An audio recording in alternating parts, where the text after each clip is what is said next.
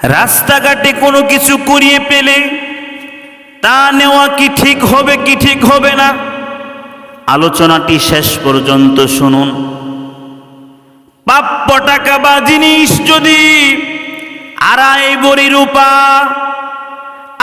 বড়ি রূপার মূল্যের কম হয়, তাহলে টাকা প্রাপ্তির স্থানে এবং তার আশেপাশে লোকজন জমা হওয়ার জন্য স্থানসমূহে মনের সন্দেহ দূর হওয়া পর্যন্ত টাকা প্রাপ্তির ঘোষণা দিবে।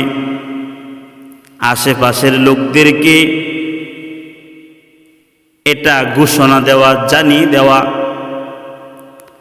আর আড়াই বড়ি রূপা বা তার সমমূল্যের বা তার চেয়ে অধিক মূল্যের টাকা বা সম্পদ পাওয়া যায়, তাহলে পূর্ণ 1 বৎসর উল্লিখিত স্থানে ঘোষণা দিবে।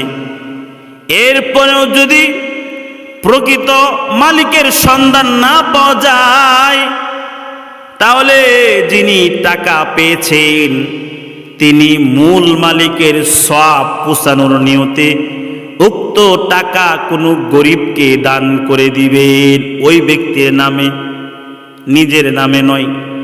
আর তিনি নিজের গরিব হলে তা নিজের প্রয়োজনেও ব্যবহার করতে পারবেন। তবে কখনো মালিক যদি হাজির হয় এবং সদকার অনুমতি না দেয়, টাকা দাবি করে, তাহলে তাকে টাকা ফেরত দিতে হবে, ফেরত দিয়ে দিতে হবে। উল্লেখ্য যে ওই টাকা মসজিদে দেওয়া যাবে না। টাকা কুড়িয়ে পেলে অনেকেই মসজিদে দেয় না, এটা করা যাবে না। আড়াই বড়ির কম হলে আশেপাশের লোকদেরকে ঘোষণা দেয়া হবে। আর যদি আড়াই বড়ির বেশি হয়, তাহলে 1 বছর পর্যন্ত ঘোষণা দিতেই থাকবে।